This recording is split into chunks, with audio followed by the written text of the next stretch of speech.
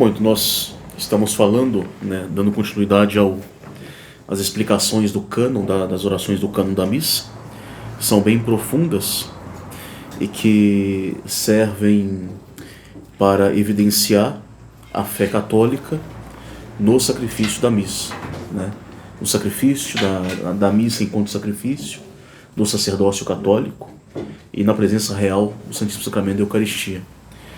Então nós fomos, da última vez, até a consagração do cálice, que de fato é o coração, né, a consagração do pão e do cálice, do vinho, é o coração da missa, né, e do cânon da missa.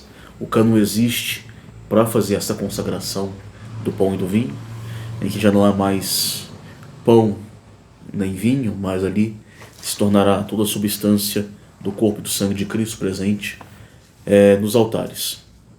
Então, logo depois da oração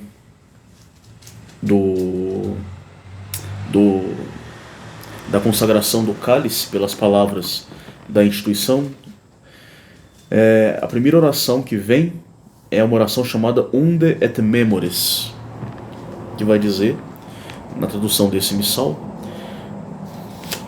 por este motivo, Senhor, nós, vossos servos e vosso povo santo, recordando a feliz paixão do mesmo Jesus Cristo, vosso Filho, Senhor nosso, bem-aventurado, bem como a sua ressurreição dos mortos e a sua gloriosa ascensão, né, que estava no texto latim, a sua ressurreição dos infernos, que é mais interessante, depois vamos ver, e a sua gloriosa ascensão aos céus, oferecemos à vossa preclara majestade, dos dons de que vós próprio nos fizestes mercê, a hóstia pura, a hóstia santa, a hóstia imaculada, o pão são da vida eterna e o cálice da salvação eterna.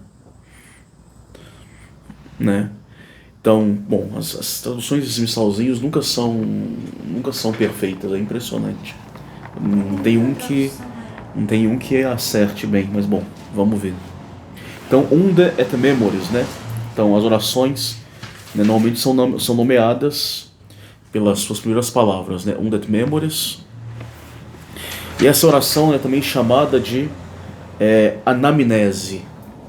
Anamnese vem do grego, né, que significa lembrar, né? Fazer uma anamnese de alguma coisa, vamos fazer uma lembrança de alguma coisa, uma recordação de alguma coisa, né? E por que se chama anamnese?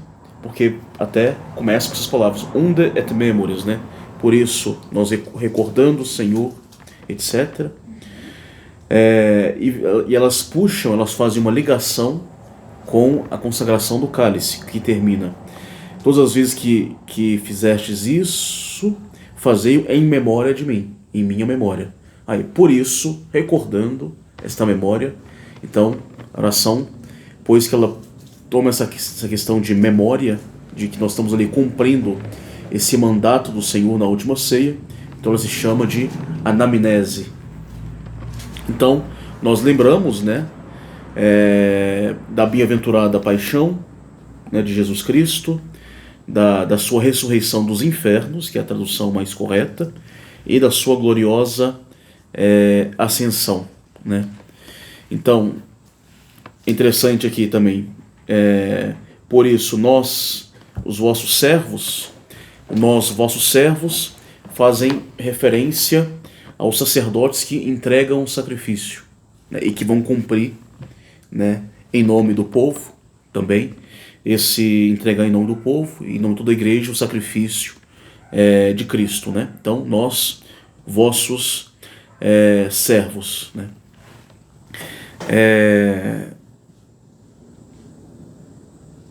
Então, nós entregamos o quê? Né? Recordando, nós entregamos a vítima imaculada, esses dons, né? Que é Cristo. Vamos ver depois o que é que nós entregamos. Nós recordamos a paixão, recordamos a ressurreição dos infernos e recordamos também a ascensão de nosso Senhor Jesus Cristo. Bom, a missa ela é, formalmente falando, né, uma renovação do sacrifício da cruz, uma renovação da paixão de Jesus Cristo, a renovação do Calvário, pela sua paixão e morte que Cristo ele vai merecer infinitamente as graças para a nossa salvação. Mas também, né, recordamos na missa outros mistérios da vida de Cristo, sobretudo aqueles mistérios que estão relacionados à paixão, né? Por exemplo, a ressurreição e depois a ascensão. Se Cristo ressuscitou é porque ele morreu, se ele subiu é porque ele ressuscitou. E é bem interessante a explicação que dá Bento XVI, né, num livro sobre a liturgia, que diz, Bento XVI, vou fazer toda a citação aqui, mais interessante. Nos sacrifícios judaicos, a vítima, depois de sacrificada, era queimada no altar dos holocaustos, para que tudo que houvesse de defeituoso fosse consumido pelas chamas e para que a fumaça se elevasse ao céu em odor de suavidade, como diz as Escrituras. Sob a nova lei, a vítima, que é Jesus Cristo, depois da sua morte na cruz, é consumida na ressurreição e na ascensão. Com efeito, na ressurreição, o que era mortal em Cristo é absorvido pela vida, como diz o apóstolo na segunda epístola aos Coríntios, e o que podia haver de corruptível em Cristo é destruído.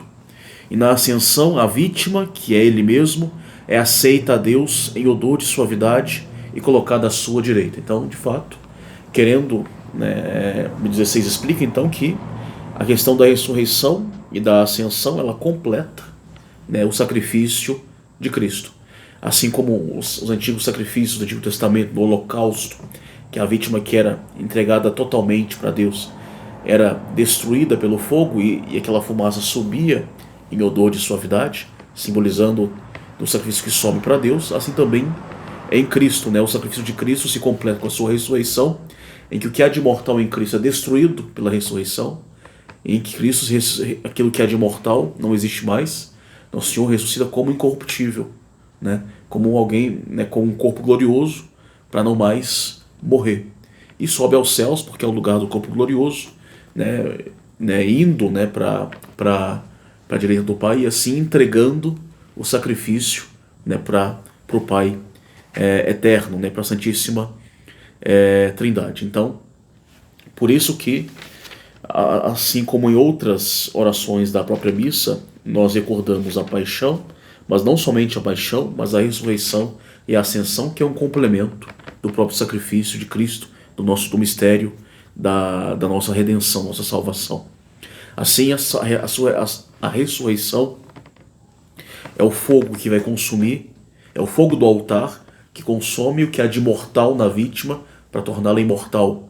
E a ascensão é como a fumaça que sobe até Deus, demonstrando que o sacrifício foi agradável a Deus, como a gente reza na oração do incenso na missa.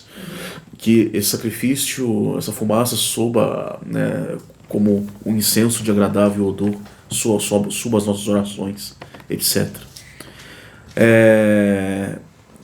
Então, a ressurreição simboliza o fim da mortalidade de Cristo, né? Cristo ressuscitou, né? Morreu para nunca mais morrer, ressuscitou para nunca mais morrer. E a ascensão significa essa aceitação do sacrifício a Deus. Por isso que nós recordamos, né, logo depois do sacrifício propriamente dito e a consagração, né, recordamos essas três fases do sacrifício que complementam, né, o sacrifício, né, enquanto agradável a Deus.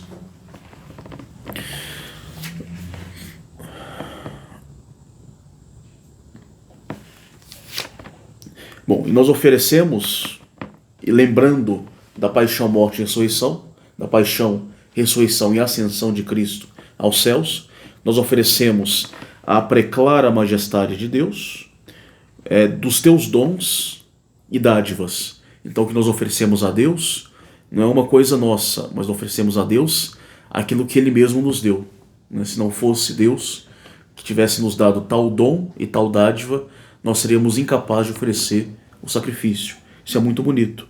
Nós somos capazes porque Deus nos deu o primeiro passo com a sua graça e nos deu essas dádivas para poder oferecê-lo de volta.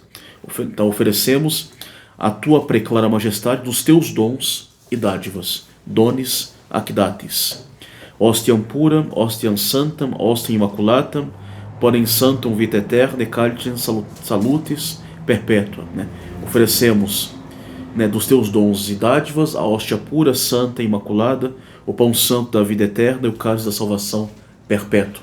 E dizendo isso, o padre então ele vai fazer 5 sinais da cruz, 3 sobre a hóstia e 2 sobre o cálice, hóstia pura, hóstia santa, hóstia imaculada, o pão santo da vida eterna sobre o pão de novo, depois o cálice da salvação perpétua. Então 4 sobre a hóstia e 1 sobre o cálice, Não, melhor, desculpa. 3 sobre tudo, hóstia pura, hóstia santa, hóstia imaculada, depois 1 sobre a hóstia e 1 sobre o cálice, Que a hóstia ali é o corpo e sangue de Cristo, Então, oferecemos a Deus o próprio dom que Ele nos deu, que é a hóstia pura, a hóstia santa, a hóstia imaculada, o pão santo da vida eterna e o cálice da salvação perpétua.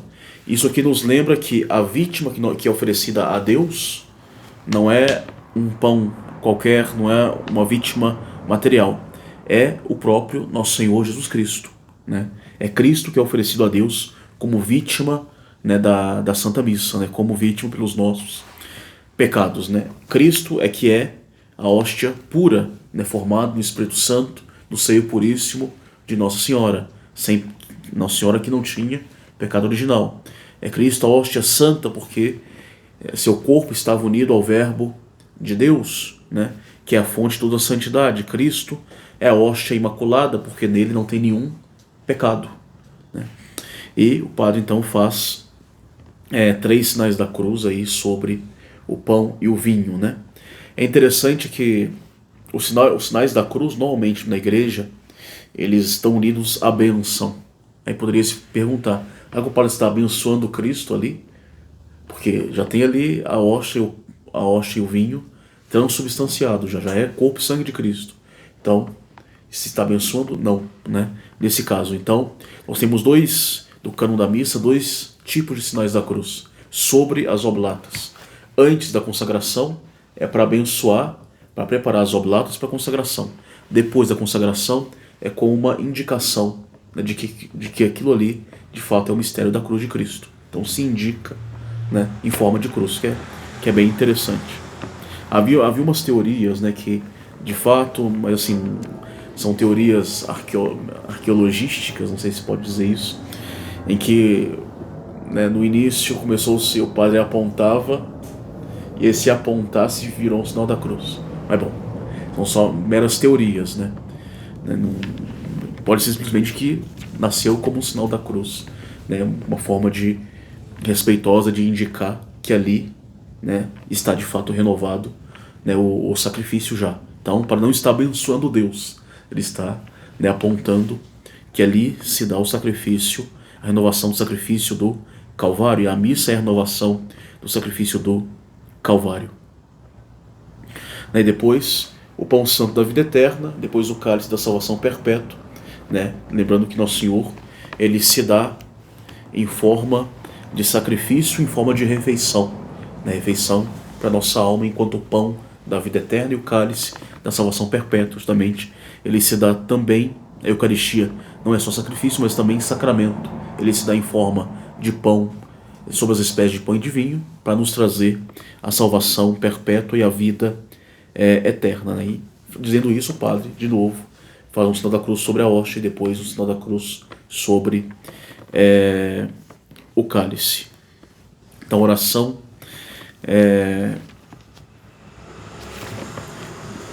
onde et memoris, Então é bem interessante, sobretudo, notar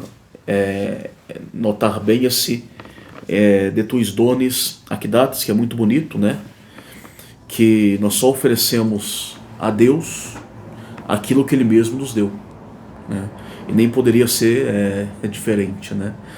Só podemos oferecer a Deus que é algo que é bom.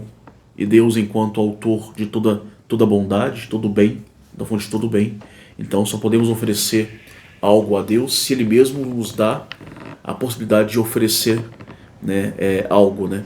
E assim, se nós só oferecemos na missa o corpo e o sangue de Cristo, é porque Deus mesmo nos deu Cristo, né, que morreu por nós na cruz, para que depois ele possa ser de fato oferecido por Deus, né? Ele mesmo se entregou, né, a nós e por nós. Por isso nós podemos renovar essa entrega de Cristo, oferecendo, né, outra vez e sempre a Deus nas santas missas pelos nossos pecados, né?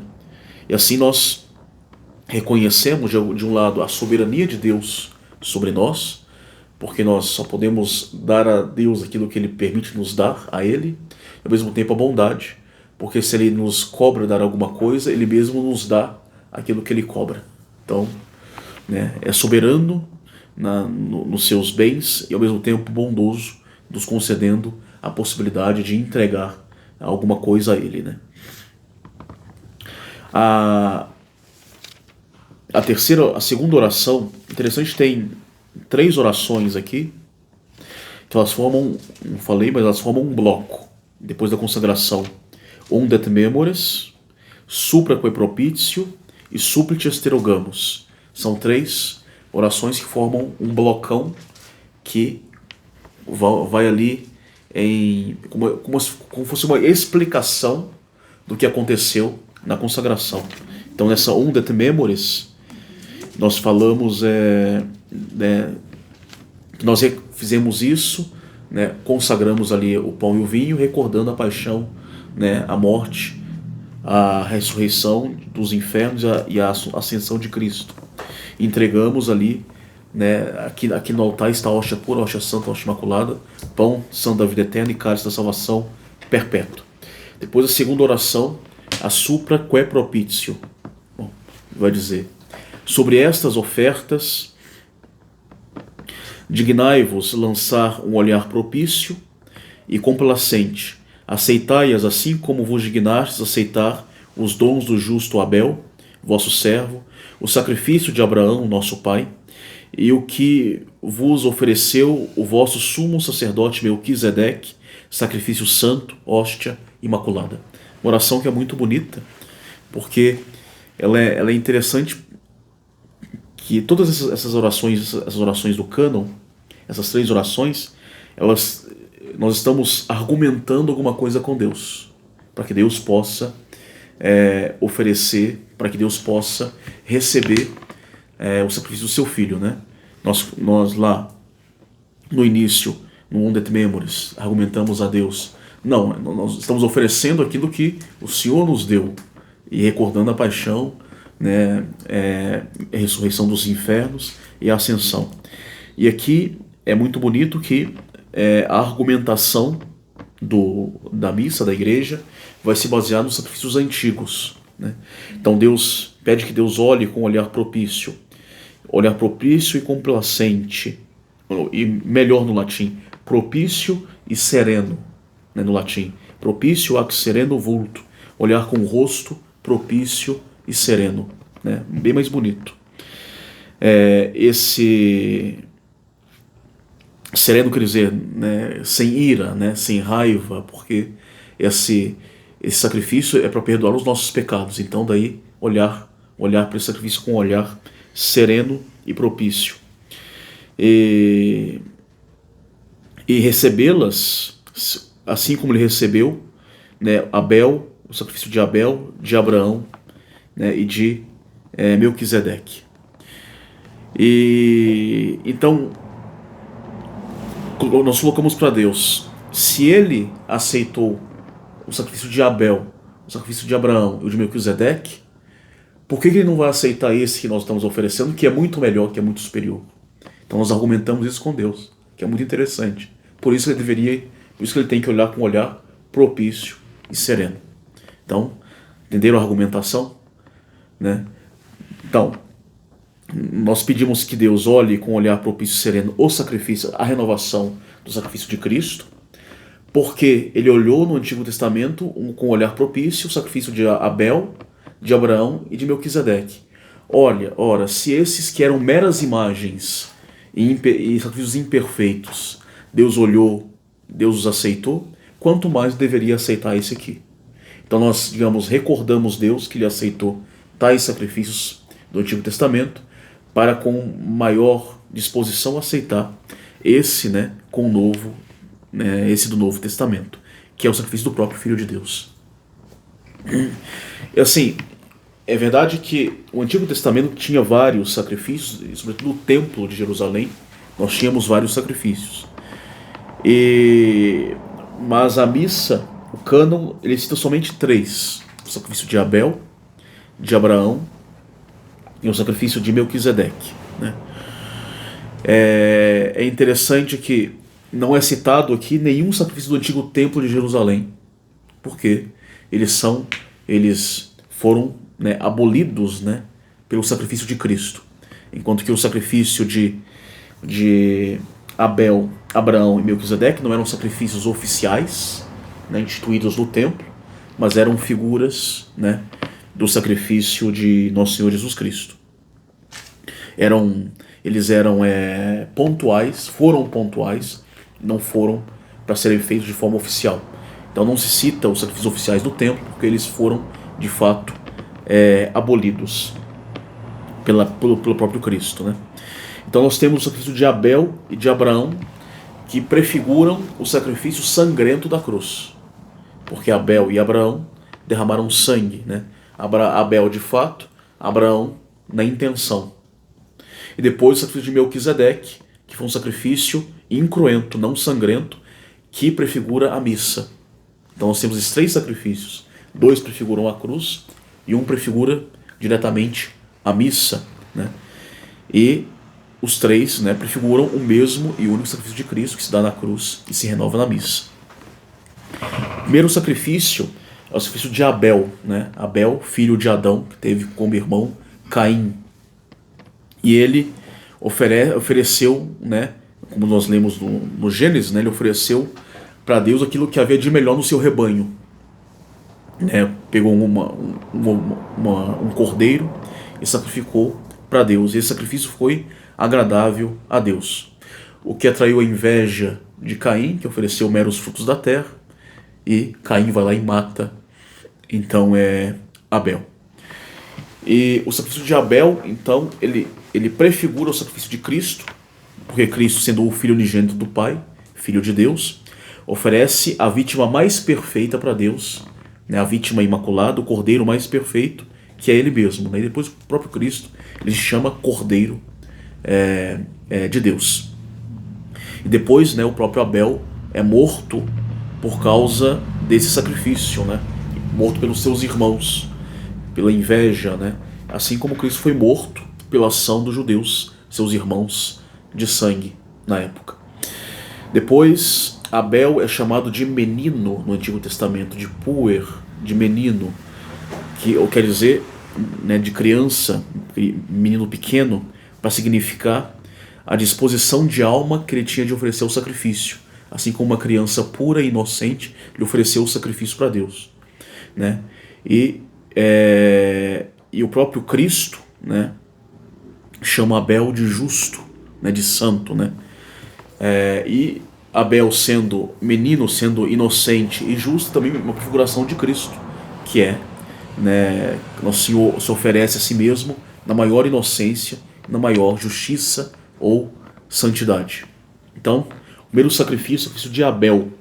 O segundo sacrifício do nosso patriarca Abraão. Abraão é o sacrifício que Abraão, né, que Deus manda Abraão levar, né, o seu filho Isaac para ser morto. Lembrando que Sara eram estéreis, Sara e Abraão, e são visitados pelos anjos, né? E ela, enfim, né, tem um filho, né? Depois de Abraão ter tido um filho com a escrava, etc., aquela confusão, todo mundo conhece. Espero que todo mundo conheça essa história, hein? Depois Sara tem um filho, Isaac, e filho único, né, de Abraão, e esse filho único depois de tanto tempo de esterilidade, Deus manda Abraão sacrificar.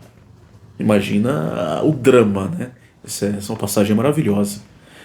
E então esse Isaac, né, é levado para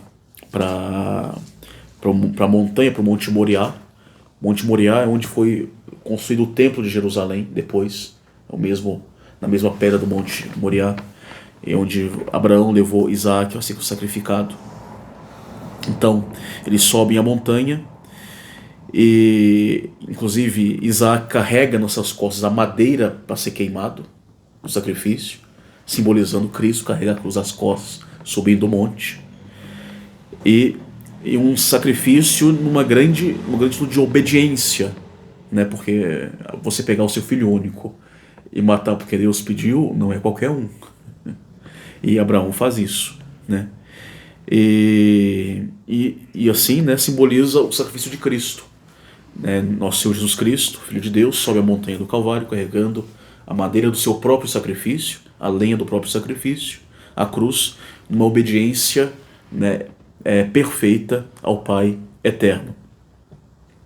A diferença é que Isaac não estava consciente do seu sacrifício, enquanto Nosso Senhor estava consciente, né, do seu sacrifício. É interessante nessa coisa, né, nesse fato, frisar a disposição de alma, né, de Abraão, né, de uma fé, chamado um homem de fé, né, mas um homem de grande obediência a Deus, né, a ponto de se dispor a sacrificar um filho único depois de tanto tempo de esterilidade. É óbvio que Deus não quis que esse sacrifício fosse consumado, porque a providência já deixou ali no monte um cordeiro a ser sacrificado, mas era um teste, né, a fé de Abraão, e Abraão iria sacrificar o filho. O mais interessante notar, claro, foi uma provação da fé, por isso que Abraão é chamado nosso pai na fé, porque uma fé maior do que a dele é impossível, né, depois de Cristo Nossa Senhora. Mas assim, é interessante notar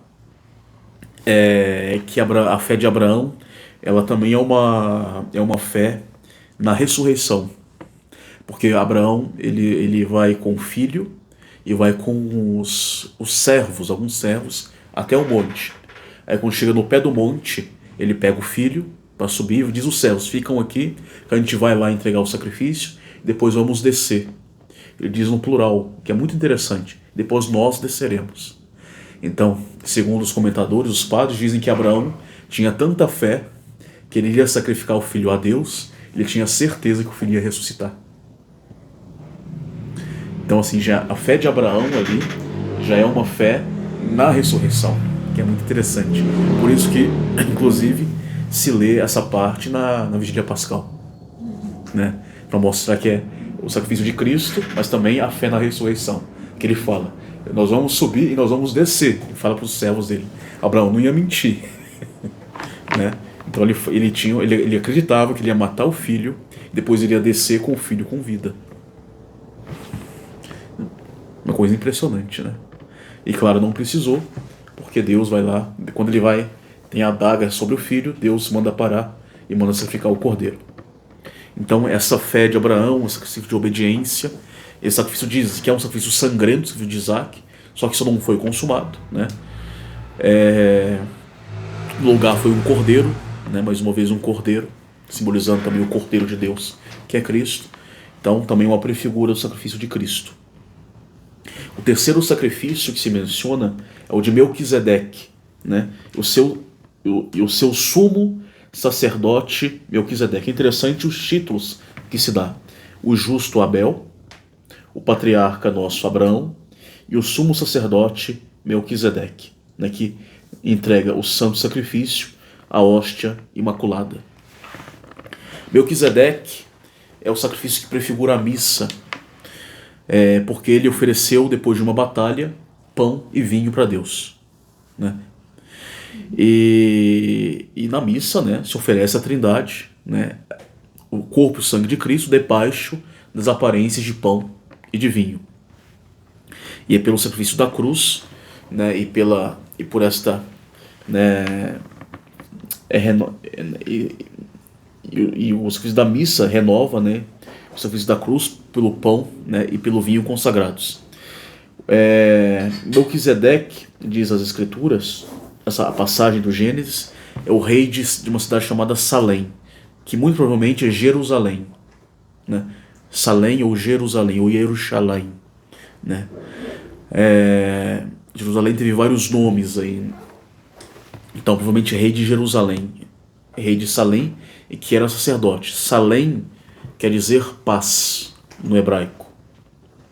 Então rei de Salém, Jerusalém. Pelo sacrifício da cruz, né? Também o sacrifício da missa que nós oferecemos uma paz com Deus, né? E depois Melquisedeque, né, com Abraão teve uma certa batalha que eles venceram, e para agradecer a Deus pela paz que veio depois, eles entregam esse sacrifício. Melquisedeque oferece pão e vinho sobre um altar para Deus. É interessante notar que as escrituras falam que Melquisedeque, ele não tem genealogia. É um personagem muito estranho no sentido que ele aparece e some da Bíblia, ninguém sabe de onde ele veio e para onde ele foi. Sabe-se que ele foi rei de Salém, que Abraão pagou dízimo para ele, logo ele era superior a Abraão, e ele ofereceu esse sacrifício, e era sacerdote do Senhor. Depois, de onde ele veio, para onde ele foi, ninguém sabe. Realmente alguém que apareceu ali, depois sumiu. Só teve uma participação especial, muitíssimo especial, e some. Então fala que ele não tinha genealogia, né? Então as pessoas importantes na Bíblia, nós temos aquela lista de genealogia, filho de tal, que gerou tal, que gerou tal, que gerou tal. Ele não, né? Ele é um sacerdote da lei mosaica que não tinha genealogia. Os sacerdotes do Antigo Testamento, para serem sacerdotes, eles tinham que confirmar a sua genealogia para poder oferecer o sacrifício no templo, porque tinha que ser um sacerdote legítimo da família de Arão. Melquisedeque não tinha genealogia. Então não comprovou a sua, digamos assim, a sua filiação ali, né? Não tinha como comprovar. E esta genealogia desconhecida e misteriosa de Melquisedeque, ela prefigura também Cristo, né? Que é a genealogia misteriosa de Cristo, a genealogia divina misteriosa de Cristo. E lembra que o sacerdócio de Cristo, ele não é um sacerdócio hereditário, que passa pelas vias do sangue, né? Mas pela via da missão, da ordenação, né? É um novo sacerdócio, né? Não é mais uma tribo, não é mais uma família que guarda, né, uma casta sacerdotal, mas é qualquer um que é chamado por ele e é ordenado pela igreja. Melquisedeque é chamado de sumo sacerdote, né? Tem esse título de sumo sacerdote, porque o seu sacerdócio, ele tem uma prefiguração, ele prefigura da forma mais excelente o sacerdócio de Cristo, né? Que é o sacerdócio puro, a hóstia pura, o sacrifício santo, o sacrifício imaculado, que se dá na Santa Missa, sem derramamento de sangue.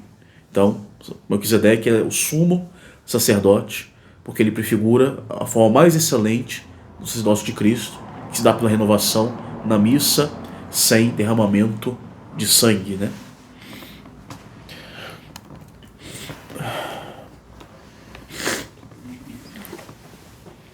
Também nessa oração súplica e propício,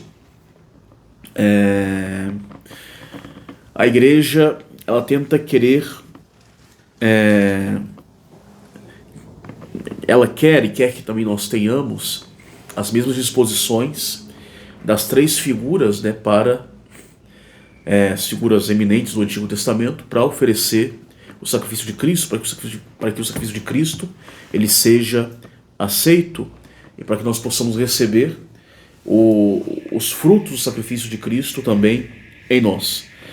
Assim como Cristo foi, assim como os sacrifícios desses três grandes patriarcas foram aceitos por Deus, né? Assim, o maior sacrifício de Cristo, que é o de Cristo, também a forciore deve ser aceito. E aí nós vamos buscar imitar esses grandes personagens para que nós, de um lado, também possamos obter os frutos do sacrifício de Cristo. Assim, ter a justiça e a inocência de Abel, a obediência, né, e a fé de Abraão, né, buscar, né, assim como Melquisedeque, o rei de Salém, buscar ter uma paz com Deus e uma paz com o nosso próximo, pedindo perdão pelos nossos pecados, né, amando a Deus, amando o nosso próximo. E com essas disposições, imitando esses três grandes personagens, aos quais se refere esta oração, aos quais faz referência a oração súplica e propício, nós podemos lograr dos frutos do sacrifício da missa com mais abundância. Depois nós temos a terceira oração do bloco. A terceira oração do bloco é Supplices te rogamos. Nós chegamos a falar dela na última aula, inclusive, né? Suplicantes, nos rogamos, Deus onipotente, façais que essas ofertas sejam levadas pelas mãos do vosso santo anjo para o vosso sublime altar, à presença da vossa divina majestade, a fim de que todos nós que, comungando deste altar, recebendo o sacrossanto corpo e sangue do vosso Filho, sejamos cumulados de todas as bênçãos e graças celestes, pelo mesmo Cristo nosso Senhor. Amém. Interessante notar que nós temos essas três orações, e esta é a única que termina com amém, porque elas formam um bloco único, né? Então, de memoras, supplices propícios, supplices te rogamos, então ela vai lá e conclui esse primeiro grande bloco de oração depois da consagração. Então, supplices te rogamos, né? O padre ele fica inclinado, né? Nós falamos dessa oração na aula passada, completamente inclinado sobre o altar, como se estivesse carregando o peso da cruz, né? Mente lá encurvado, né? Súplices, né? É interessante também notar que se traduz suplicantes, que é uma tradução, não é uma tradução boa. Supplices, suplex em latim quer dizer estar dobrado, quer dizer, dobrados nós os pedimos, que é muito bonito isso.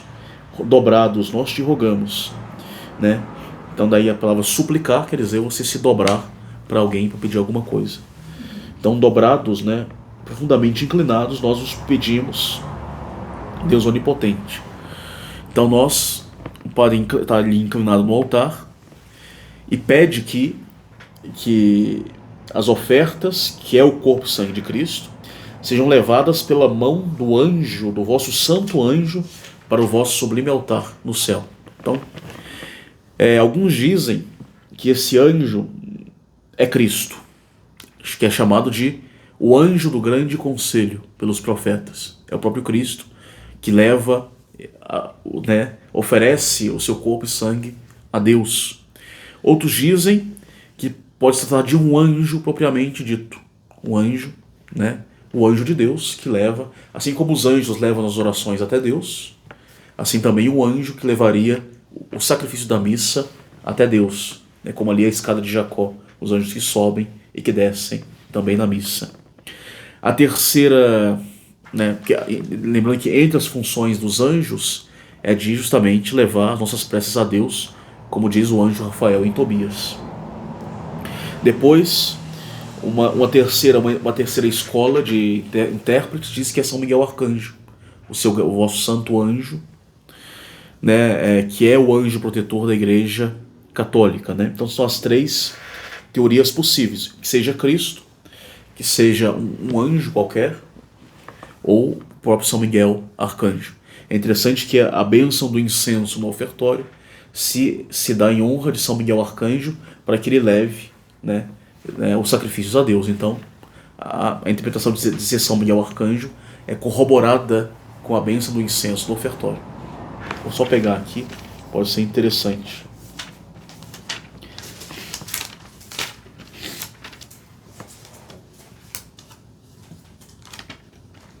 Por exemplo, diz a oração da bênção do incenso do ofertório. Pela intercessão do bem-aventurado arcanjo Miguel, que está à direita do altar do incenso, de todos os seus eleitos, digne-se o Senhor abençoar este incenso e recebê-lo qual suave perfume. Então, né, pela intenção de São Miguel Arcanjo, que se oferece um incenso abençoado a Deus. Então, muito possivelmente, por que não? Né, esse santo anjo que oferece sacrifício diante do altar da majestade de Deus, seja São Miguel Arcanjo, né? Então, nós pedimos que o sacrifício nosso, da igreja militante, seja então levado ao sublime altar de Deus, diante da majestade divina, ou seja, na igreja triunfante, né? Então esses dois trechos, esse trecho lembra a união entre a igreja militante e a igreja triunfante no oferecimento do sacrifício. E logo depois, como uma espécie de complemento, virá o memento dos defuntos, que é a igreja padecente. Então, nesse subtercerogamus, nós temos a união da igreja triunfante com a igreja militante. A igreja militante que quer levar para o céu, através do anjo de Deus, né, para a igreja triunfante, o sacrifício de Cristo. Claro que fala-se diante do vosso altar, sublime altar. Claro que no céu não existe mais sacrifício renovado, não existe mais altar, propriamente dito. Existe simplesmente Cristo, sumo sacerdote, que se oferece a Deus, né, constantemente a Deus, numa oblação interior total de si mesmo por nós. Como nós vimos, né, na conferência passada, que é a alma do sacrifício da missa, esse oferecimento interno de Cristo no céu ao Pai, que nós renovamos aqui na terra. Também renovamos aqui na terra.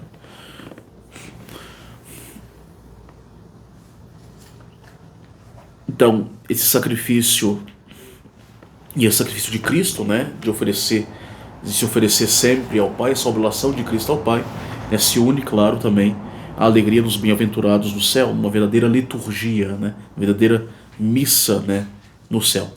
Então nós pedimos que esse sacrifício da terra seja apresentado também diante daquele sacrifício, daquela oblação que se dá, daquele culto que se dá no céu. Evidentemente não se trata aqui de transportar fisicamente, por milagre, a hóstia consagrada e o vinho consagrado, claro que não, mas que, né, o sacrifício, né, seja simplesmente aceito, né, e que opere esta união entre o céu e a terra, simplesmente.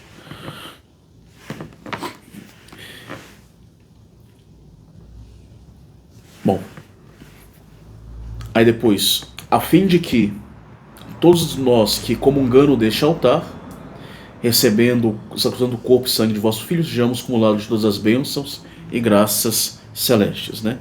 Então, quando o padre diz, a fim de que todos nós, quando comungamos desse altar, ut quod exac altaris participatione, o padre beija o altar. Até então ele estava rezando a missa, estava rezando inclinado a oração.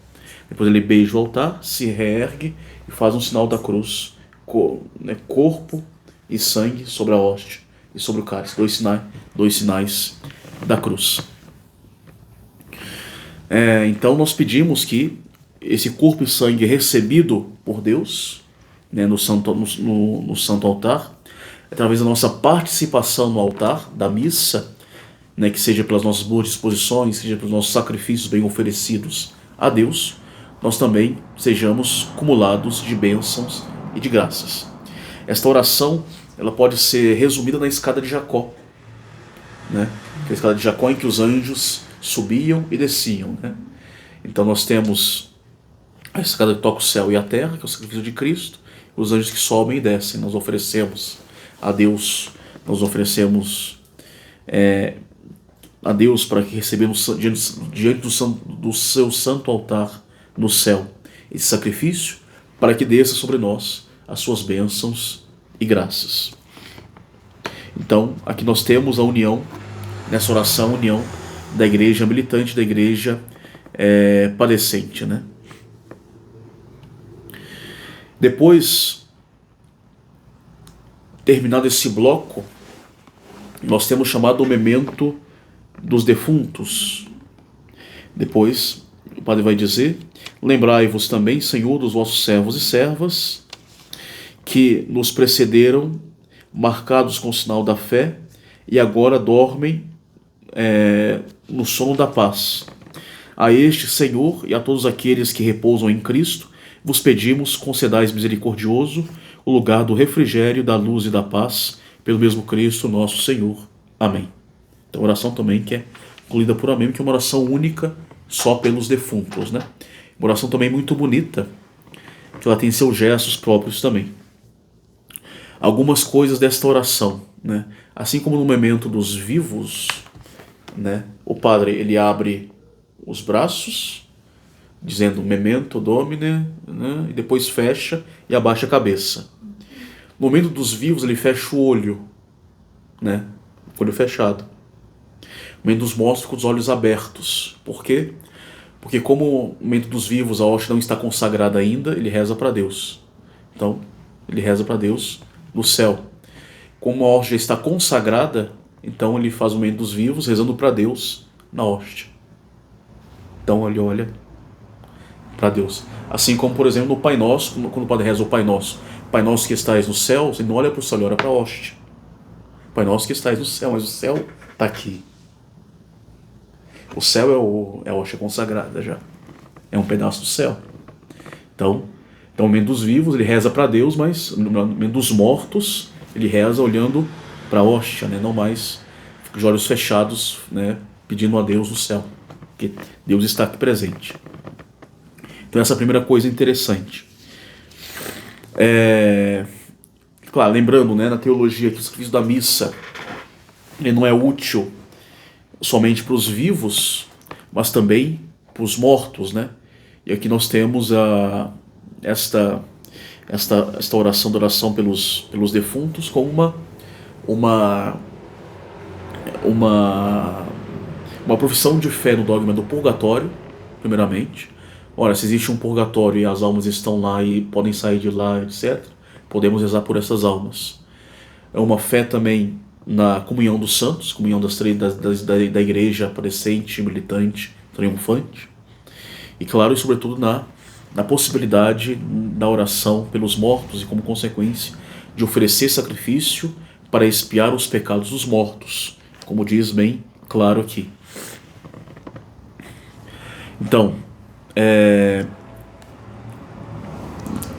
aqueles que estão no purgatório, né, não podendo fazer nada por si mesmos, nós podemos fazer com tudo para eles e fazemos sobretudo pelo sacrifício da missa, né?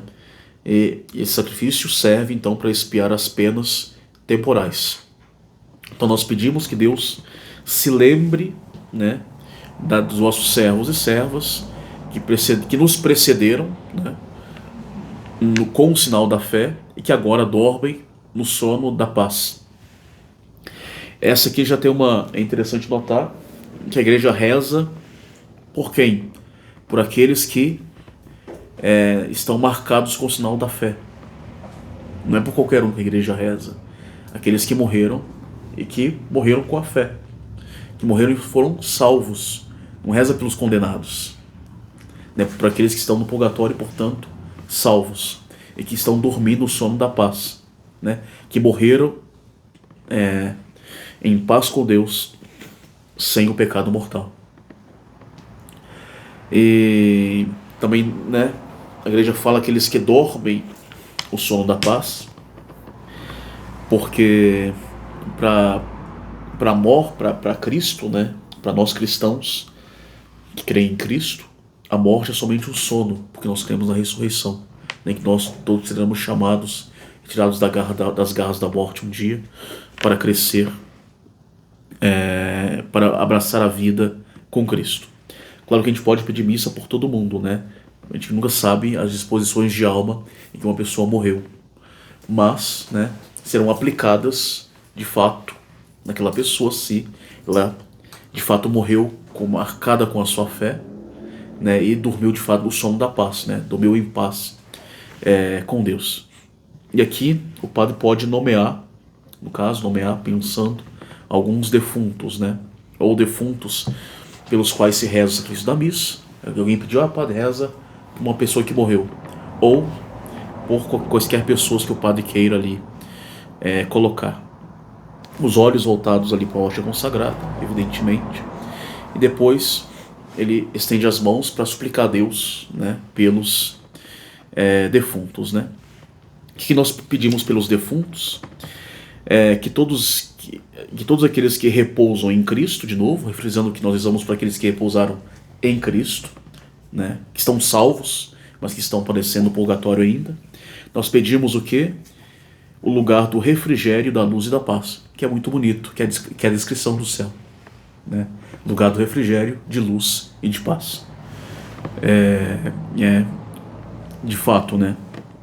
O lugar do refrigério, porque não haverá mais o calor do fogo do purgatório no céu, nem o calor do fogo das paixões e das tentações, né? Ninguém será mais queimado no céu. O lugar, né? E essa questão do refrigério, aí isso nos ajuda também a professar a questão das penas do purgatório que essas almas sofrem. Desejamos para ela o refrigério, porque estão no fogo do purgatório. Depois também o lugar do refrigério, o lugar da luz, né? O céu é um lugar de luz. Luz significa, nesse ponto aqui, conhecimento, a luz do conhecimento.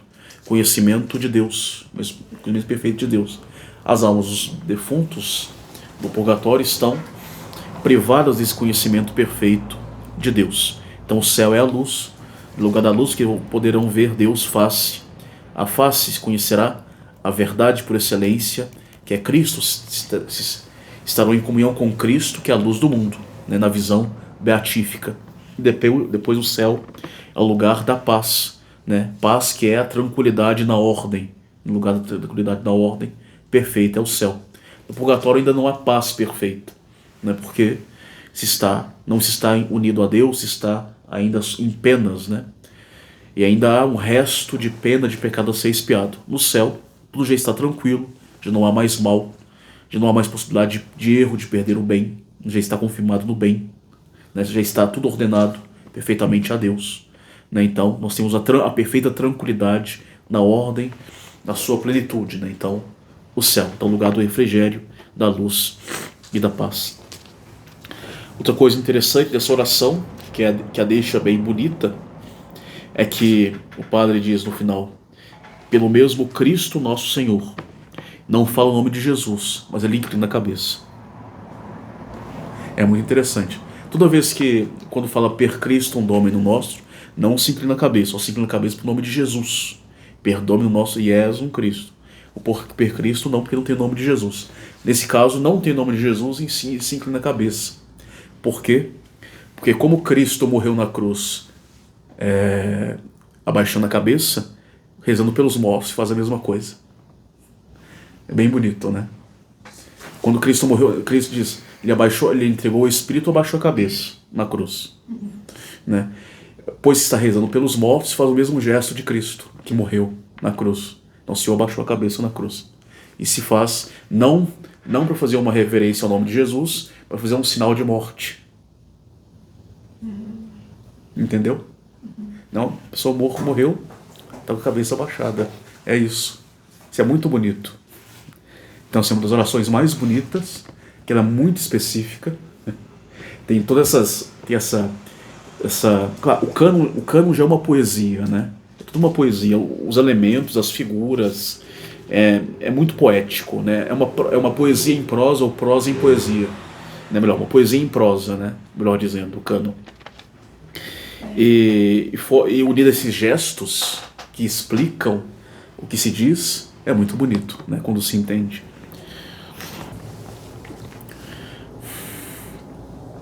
Bom, nobis quoque peccatoribus, né? E que também começa a oração nobis quoque peccatoribus. A única oração do cânon, a única frase do cânon que se diz em voz alta, que é muito interessante também. Então se diz todo o cânon em silêncio, depois o padre diz nobis quoque peccatoribus, né? Claro, e depois a conclusão, óbvio, né? Mas nobis quoque peccatoribus é a única palavra do cânon que se diz em voz alta. Então diz: a nós também, pecadores, vossos servos, confiados nas vossas infinitas misericórdias, dignai-vos conceder, entremos entremos a fazer parte da sociedade dos vossos santos, apóstolos e mártires, João, Estevão, Matias, Barnabé, Inácio, Alexandre, Marcelino, Pedro, Felicidade, Perpétua, Ágata, Lúcia, Inês, Cecília, Anastácia, todos os vossos santos, em cujo consórcio vos pedimos, nos admitais com vossa liberalidade, não já em consideração dos nossos méritos, mas sim pela vossa indulgência, por Cristo nosso Senhor. Amém. Também oração muito bonita, né, como todas as orações do cânon são. E, né, então o padre diz, né, todo quando está em silêncio e vai dizer uma voz média, nobis quoque peccatoribus, e bate no peito, nesse momento o padre, nobis quoque peccatoribus. E justamente, né, o padre ele eleva um pouco a voz para dizer isso e bate no peito, em sinal de humildade, primeiramente, para se reconhecer ele, em primeiro lugar, pecador. Então, a nós também, pecadores, nós pedimos, né, a misericórdia de Deus para fazer parte da sociedade desses santos aqui. Então, né, o padre fala em voz alta, em sinal de humildade, para que ele é o primeiro dos pecadores e por isso dá o exemplo, né? E a missa, né, com muita frequência, o padre e os fiéis, eles reconhecem, né, os seus pecados, né, e pedem a misericórdia de Deus, né, do início ao fim da missa. É interessante, quando na missa que tem ato penitencial, não existe ato penitencial na missa antiga. Mas o Kyrie não é um ato penitencial. A gente pede perdão no Kyrie, mas não é só um ato penitencial. A gente, do início ao fim da missa, nas orações ao pé do altar, no confiteor, no Kyrie, né, no ofertório, no cânon da missa, no final da missa, a gente pede perdão a missa inteira, primeiramente. Podem notar isso. No Agnus Dei, Domine non sum dignus, né? A gente pede perdão realmente a missa. Então não existe ato penitencial na missa, como fizeram para a missa nova, né? Na missa antiga, né? O que o Senhor tem de piedade de nós. O Kyrie não é um ato penitencial, é uma ladainha de preparação pro glória ou para oração, né? Mas não é propriamente dito um momento específico de perdão. Então se pede perdão à missa inteira, inclusive em várias partes do cânon, né? Então essa consciência do pecado, ela é muito bem expressa na missa antiga. Então a missa inteira, né, reconhece que nós somos pecadores necessitados da misericórdia de Deus. Mas não é um reconhecimento de pecado que desespera, mas que dá esperança, porque a esperança vem do sacrifício de Cristo. Não é algo que nos congela, que nos paralisa, né, que nos faz perder as esperanças. Ao contrário, né, que nos dá a ideia de que nós somos necessitados de Cristo e a solução está em Cristo e é possível, né, com o nosso Senhor Jesus Cristo, né? Então reconhecer o pecado é uma coisa muito importante na vida espiritual, né? São João fala, aquele que diz não ter pecado é um mentiroso, né? Todo mundo tem pecado, né? É importante na vida espiritual porque a primeira atitude de conversão é se reconhecer pecador, né? Não tem como se converter sem reconhecer pecador, sem poder querer se confessar.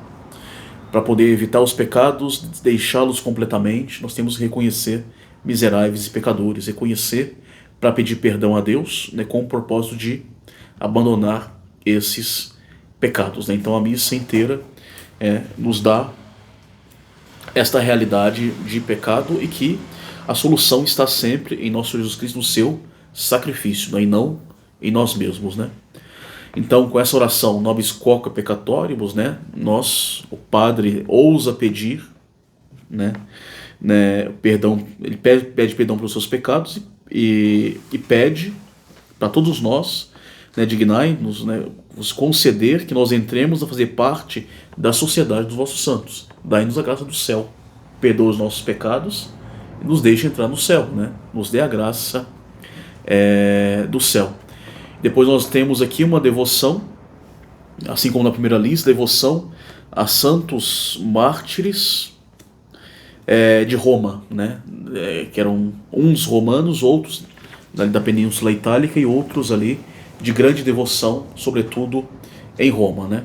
Então nós temos 15 mártires aqui, 8 homens e 7 mulheres, né? O primeiro então vamos lá. Quais são eles? João, Estevão, Matias, Barnabé, Inácio, Alexandre, Marcelino, Pedro, Felicidade, Perpétuo, Ágata, Lúcia ou Luzia, Inês, Cecília, Anastácia, né? E todos os vossos santos, né? Então nós temos, primeiramente, João. João aqui é São João Batista, né? João Batista. Temos lá São João, que é na primeira lista, São João Evangelista. Na segunda lista, quem encabeça é São João Batista. Depois nós temos Estevão, né? O Estevão, dito o primeiro mártir, protomártir, diácono, em Jerusalém. Depois nós temos Matias, que é o apóstolo escolhido para substituir Judas, né? Nós temos ali no Concílio de Jerusalém. Depois nós temos Barnabé, que é companheiro de São Paulo no apostolado, amigo de São Paulo, companheiro de São Paulo, Barnabé. Inácio de Antioquia, sucessor de São Pedro na Sé de Antioquia, e discípulo de São João, né? Discípulo de São João. São Policarpo e discípulo de São João, é isso mesmo. Discípulo de São João por São Policarpo. Exato. E é interessante, segundo a tradição, a criança que Cristo pegou no colo e disse: quem quiser ser igual a mim, seja como um desses pequeninos, é Santo Inácio de Antioquia. Segundo a tradição. Foi um dos meninos, foi o menino que Nosso Senhor pegou no colo, seja como uma criança, né? Para mostrar. Então a tradição diz que é Santo Inácio de Antioquia. Então Santo Inácio. Depois nós temos Alexandre, Santo Alexandre I, Papa e Mártir. Depois São Marcelino, que é um padre, mártir. Depois nós temos Pedro, que era um exorcista, mártir, né? Depois temos Santa Perpétua e Felicidade, né? Que eram mártires de Cartago, né? Na África ali, né? Africanas, Cartago. Santa Ágata e Lúcia, ou Ágata e Luzia, que é mártir ali de Siracusa, na ponta da bota da Itália ali, aquela ilha, Siracusa. Ágata, Luzia, Inês e Cecília, mártires romanas, né? Mártires romanas. Depois Santa Anastásia aqui, também uma mártir e viúva romana, né? Então, todos santos mártires, né? Porque o culto dos mártires ele vai preceder ainda na igreja o culto dos confessores.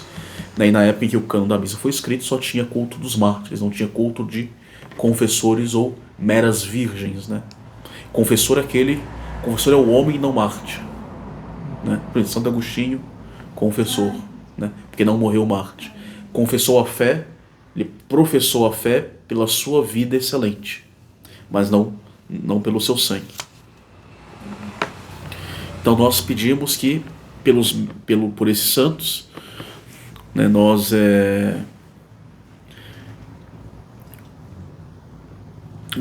queremos, né, entrar no céu com eles, né? E nós pedimos, né, que nós sejamos admitidos não pelos nossos méritos, porque nós somos pecadores, mas pela vossa indulgência, né, por causa de nosso Senhor Jesus Cristo, né? Abundância de bênçãos que vem de nosso Senhor Jesus Cristo. Depois nós temos o final do cânon, né? O final do cânon termina por duas orações. Por ele, Senhor, criais sempre todos estes bens, os santificais, vivificais e abençoais, e nolos concedeis. E nós temos aqui 3 sinais da cruz. Por eles, né,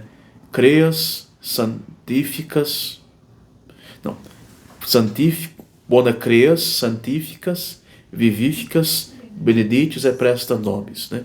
Por ele criais sempre todos os bens, santificais, vivificais e abençoais, e nos concedei. Depois, por ele, com ele e nele, a vós, Deus Pai onipotente, na unidade do Espírito Santo, toda honra e toda glória, por todos os séculos dos séculos. Amém.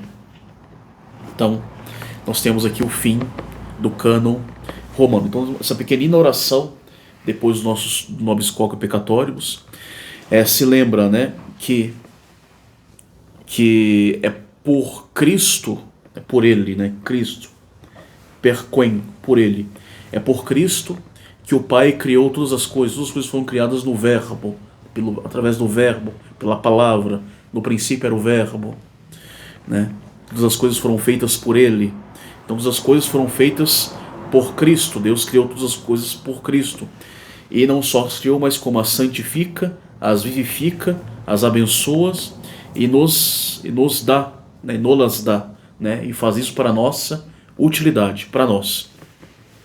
E aqui, claro, se refere primeiramente ao pão e o vinho, que são criaturas de Deus e que se transformaram no corpo e do sangue de nosso Senhor Jesus Cristo, né?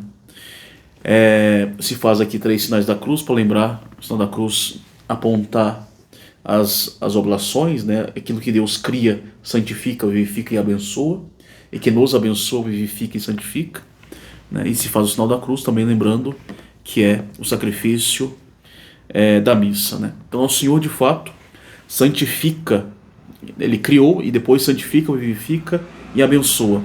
Ele santifica o pão e o vinho, né? Na missa, né? Separando-os do uso profano, né? Lembrando que a palavra santo significa separado, separado do mal, separado do pecado, separado do profano. Então santificar significa separar. Então o Senhor separa o pão e o vinho do uso profano, né?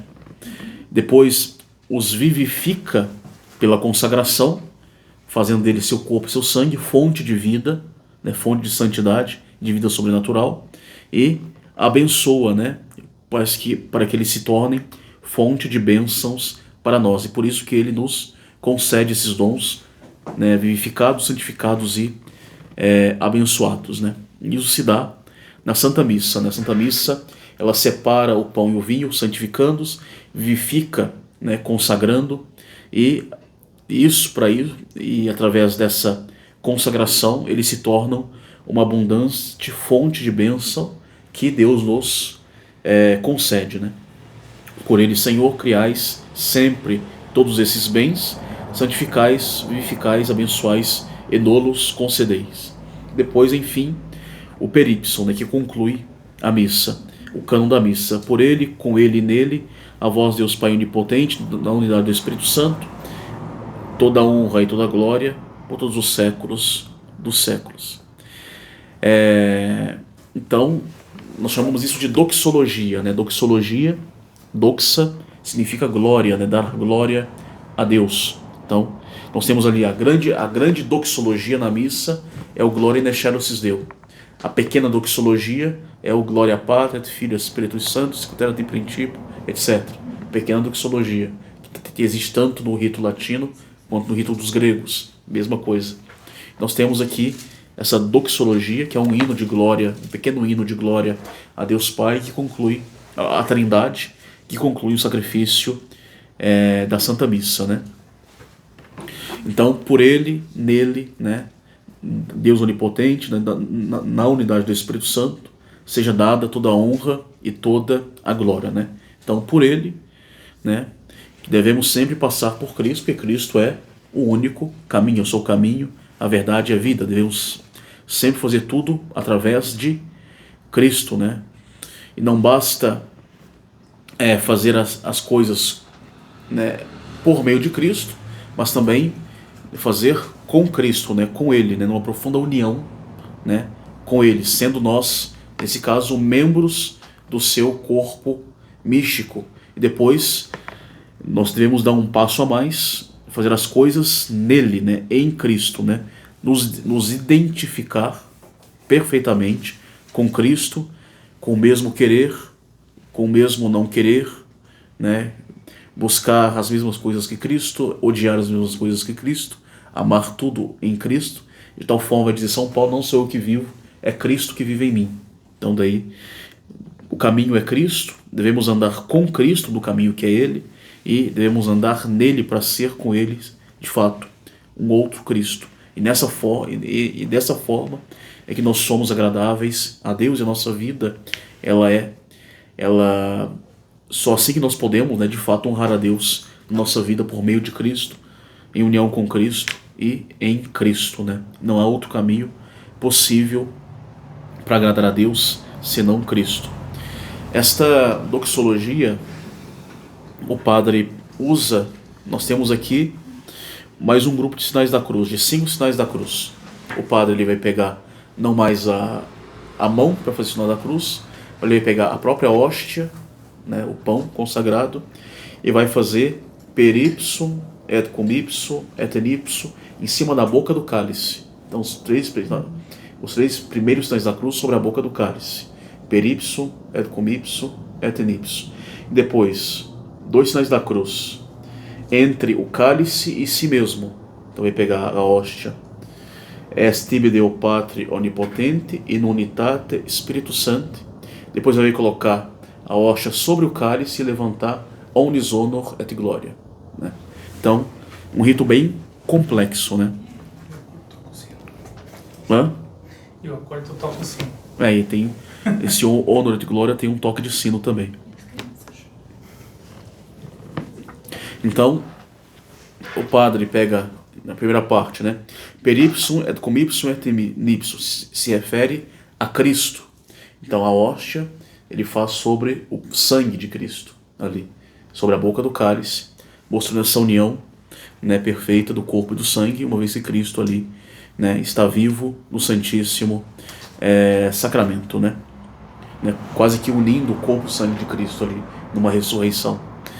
E depois faz entre Cristo e si mesmo, entre o cálice Pátria Onipotente, Unitate, Espírito Santo, para mostrar a união de Cristo com o Pai, né, e a Santíssima e o Espírito Santo, formando uma perfeita trindade, né? Uma trindade, numa perfeita unidade. Depois, a hóstia sobre o cálice outra vez, toda honra e toda glória, omnis honor et gloria, né? Porque é Cristo oferecido a Deus enquanto sacrifício do seu corpo e do seu sangue, que dá toda a honra e toda a glória a Deus. Se toca o sino em sinal de alegria, em sinal de glória, né, em sinal de festa, né, por esta glória que é dada a Deus por meio de Cristo. Esta coisa, essa elevação da missa do cálice com a hóstia chama-se pequena elevação. Não existia a elevação da missa, era essa. Não existia a antiga elevação na consagração. Essa elevação da consagração ela vai se dar no século XIII somente, né? Ela é bem mais tardia, né, para reprimir uma heresia eucarística. Então a única oração a única elevação da missa era essa elevação, que depois virou uma elevação pequenininha, e que existe, se não me engano, nos ritos orientais em que o padre eleva lá, se não me engano, eleva o cálice e a prósfora consagrada, no caso, entre os orientais. É o corpo, o sangue de Cristo. Então toda honra e toda glória, né? Então toda honra e toda glória se dá a Deus por meio de Cristo sacrificado, no seu corpo e no seu sangue. E enfim, o padre vai dizer, agora em voz alta, per omnia saecula saeculorum, né? Por todos os séculos dos séculos, né? Mostrando que toda honra e toda glória que Cristo dá a Deus, ela é sem fim, é para a eternidade. O sacrifício de Cristo, ele é o novo e eterno testamento, né? Então é uma glória que se dá para Deus para sempre, né? E toda a glória que todo homem dá ou dará para Deus, sempre será por meio de nosso Senhor Jesus Cristo, e nunca sem nosso Senhor Jesus Cristo. E, né, depois dessa nobis quoque peccatoribus, depois a segunda frase do cânon, que se diz em voz alta para que o povo possa responder amém. Então, no cânon não existe diálogo entre o padre e o povo, né? O cânon é todo em silêncio, e no final o padre eleva a voz dizendo per omnia saecula saeculorum amém. E esse amém, no final do cânon, que é um amém mais solene, se for comparar até no gregoriano, quando é cantado com os améns comuns, e este amém ele tem um pouco mais de melisma, digamos assim, porque ele é o amém mais solene da missa, né? E porque, né, sobretudo, esse amém é a confissão de fé, é a profissão de fé do povo, né, de tudo que acabou de acontecer sobre o altar, de que, de fato, porque eu rezo esse amém, eu canto esse amém, porque eu professo a minha fé de que Cristo está de fato presente no Santíssimo Sacramento, de fato o sacrifício da missa está sendo renovado, né, de fato o sacrifício é incruento, de que eu rezo pelos vivos e pelos mortos, que eu peço perdão pelos nossos pecados em nosso Senhor Jesus Cristo. Todo dogma de fé, né, nós fazemos essa profissão de fé com este amém, depois do peronia secular, né? E os fiéis reconhecem, né, efetivamente que o sacrifício de Cristo está renovado sobre o altar, ainda não consumado, porque vai se consumar na comunhão, mas já está renovado ali sobre o altar. E é a adesão da alma, né, a todas as orações recitadas que o padre fez em voz em silêncio, em voz submissa, em voz baixa do cânon, e até mesmo um desejo de querer, em união com o Cristo oferecido no altar, se oferecer também, né, a própria vida, né, as próprias alegrias, tristezas, se oferecer completamente unido ao nosso Senhor Jesus Cristo. Então nós temos aqui, enfim, né, concluído, né, essas belas orações do cânon da missa, que é uma verdadeira profissão de fé, e que é uma verdadeira prosa, uma verdadeira poesia em forma de prosa, né, dada essa beleza, as imagens, né, a profissão clara, né, daquilo que nós cremos quanto ao sacrifício da missa, quanto ao sacerdócio católico e quanto à presença real de nosso Senhor Jesus Cristo.